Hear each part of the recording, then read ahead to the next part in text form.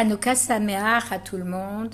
Nous sommes en plein cœur de la fête de Hanouka, au milieu de l'hiver, qui réchauffe nos âmes et nos cœurs avec toutes ces lumières qu'on ajoute de jour en jour pour arriver bientôt à la fin du mois, bientôt à la fin de Hanouka et bientôt Erev Rosh Chodesh Tevet. Et comme on le sait, le Rosh Chodesh lui-même contient en lui tout le potentiel du nouveau mois.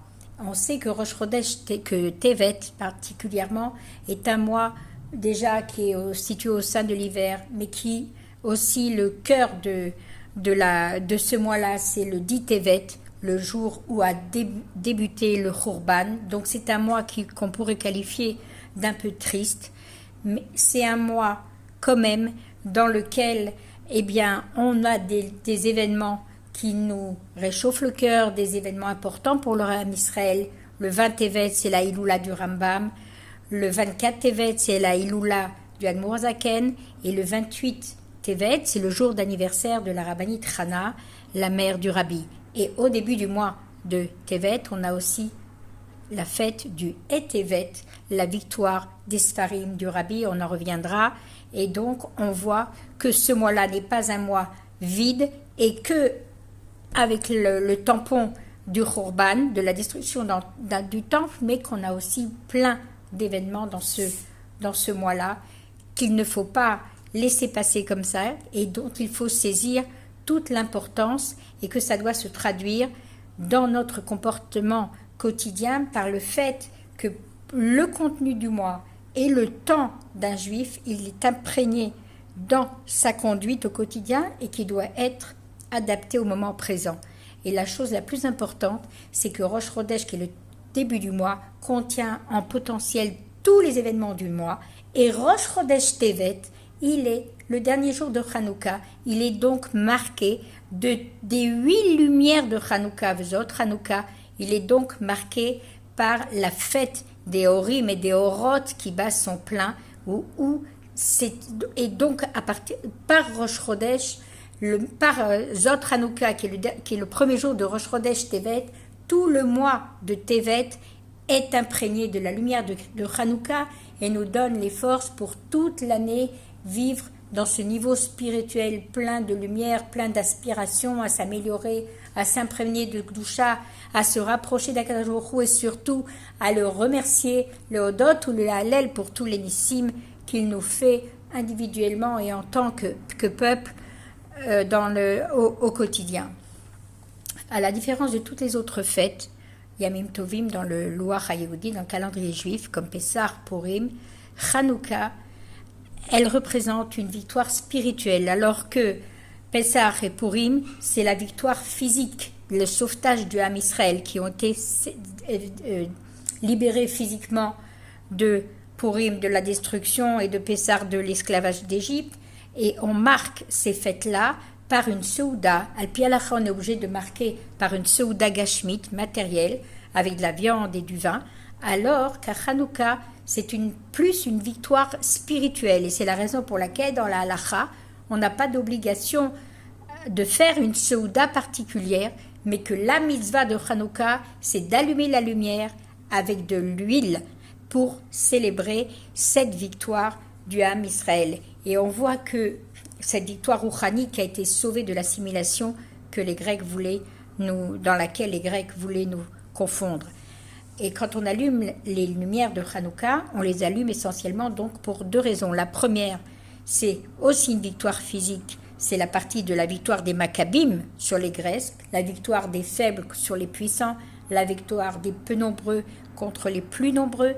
Mais c'est surtout, on allume les nérodes de Hanouka en souvenir du par Hashemen, de cette fiole d'huile, de la victoire spirituelle que malgré tout, le peuple juif a réussi à rallumer la Ménorah dans le Beth Amikdash et la victoire des Maccabis a marqué cette partie qui est de remercier Akadosh Baruch Hu, le Hodot et le Hallel, et c'est tout le Tochen de la fête de Hanouka.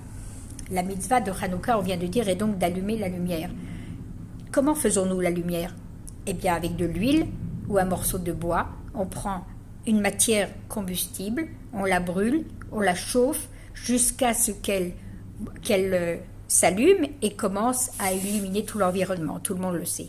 Et l'allumage des bougies de Hanouka, en fait, vient de l'allumage des nérotes dans le Beth Amikdash. Dans le Beth Amikdash, on allumait chaque soir, bien qu'à l'origine les nérotes de Hanouka viennent du temple, eh bien, il y a une différence entre les nérotes du Beth Amikdash, les nérotes de la Ménorah, et les nérotes de Hanouka. Dans le Beth Amikdash, on allumait ces nérotes tous les jours le même nombre, alors que le nérote de Hanouka, on allume chaque soir une bougie supplémentaire. Dans le Beth Amikdash, on les allumait le jour, alors que pour Hanouka, on les allume au coucher du soleil, c'est-à-dire la nuit. Dans le Beth Amikdash, on allumait la Ménorah à l'intérieur du Beth Amikdash, alors que la mitzvah de Hanouka, c'est de les allumer al petar peto mibachutz, à l'extérieur, à la porte de la maison, à l'extérieur de la maison. Dans le Beth Amikdash, eh bien, les Bnei Israël ne manquaient de rien matériellement, et même dans le Mishkan, puisqu'on voit que même au temps du Mishkan dans le désert, eh bien, ils recevaient tout leur gashmiut, tout ce dont ils avaient besoin avec la manne et l'eau du puits de Myriam, etc. Au temps de Shlomo Amelech, il y avait une très grande shefa, une grande richesse matérielle, et que sur le plan spirituel, il n'avait pas aussi de soucis, puisqu'il n'avait pas de soucis matériels, eh bien le niveau spirituel était aussi très élevé, et les Bnei Israël étaient alors entièrement voués aux choses spirituelles et à la Gdusha, alors que Hanouka, qu'est-ce qui s'est passé à Hanouka?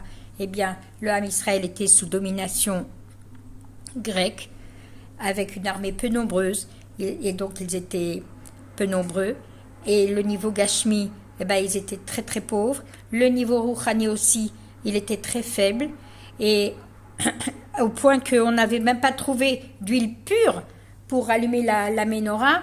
Ils ont juste trouvé une petite fiole d'huile qui a duré qu'un seul soir, mais qu'en fait le Nes de Hanouka, elle a duré 8 jours. Et toutes ces différences, en fait, sont liées l'une à l'autre.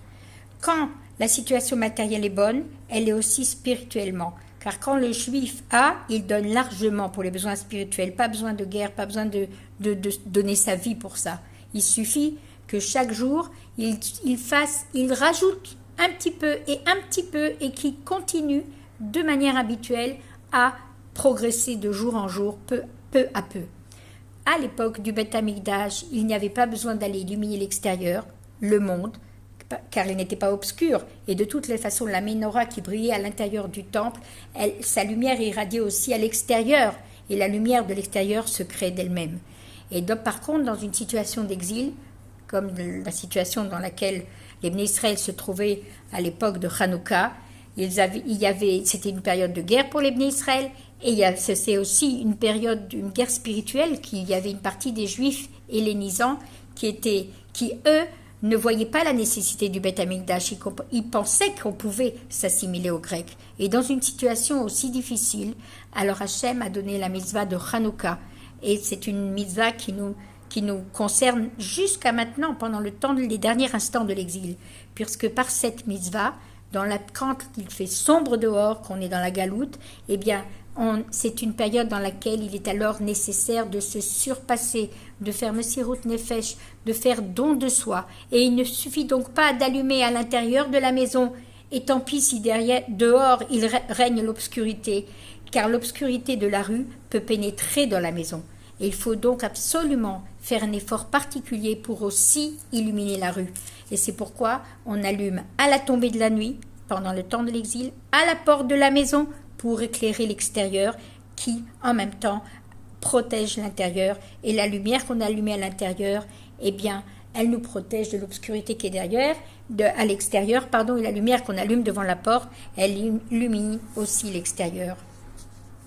Et c'est pour la raison pour laquelle on ne se suffit pas, on allume chaque jour une lumière supplémentaire, car on ne suffit pas de la lumière qu'on a allumée la nuit précédente, car il est impossible pour un être humain de rester au même niveau. S'il n'avance pas, eh bien il descend, et donc chaque juif a le devoir de s'élever Très-Haut et sans cesse. Et en conclusion, dans une période de grande obscurité donc, il ne faut pas s'impressionner de l'obscurité qui règne dans la rue. Au contraire, il faut marcher pas à pas avec dévouement et détermination pour illuminer la rue et rajouter chaque jour encore et encore un peu de lumière jusqu'à ce que l'on trouve la fiole d'huile pure, la neshama qui est à l'intérieur de nous et qui brille jusqu'à ce qu'on dévoile toutes les forces de notre âme pour éliminer l'obscurité de l'exil. Et concrètement, quels sont les moyens pour appliquer ce qu'on vient de dire? Eh bien, il ne faut pas se suffire. Premièrement, ne pas se suffire de la lumière, de la quantité de lumière qui est éclairée hier. Il faut rajouter 4 jours, on l'a compris.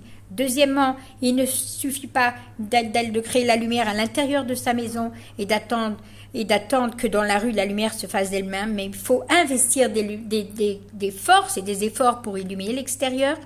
Et la troisième approche, c'est l'attitude qu'on doit avoir, c'est toujours de se surpasser, comme le miracle de la fiole d'huile, de ce qui est le chiffre 8, qui a duré 8 jours, et car en se dépassant, eh bien, on atteint un niveau qui est surnaturel, on provoque que Akadosh Baruch Hu, Mecholel Nissim Bebavurenu, qu'Akadosh Baruch Hu, il fait des miracles pour nous.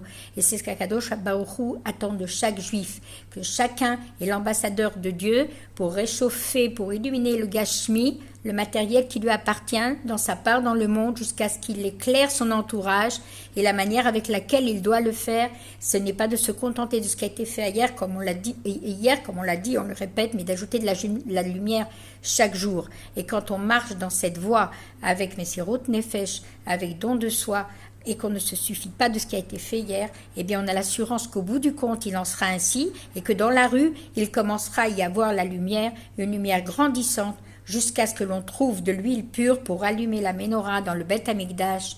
Amen. Chag Sameach.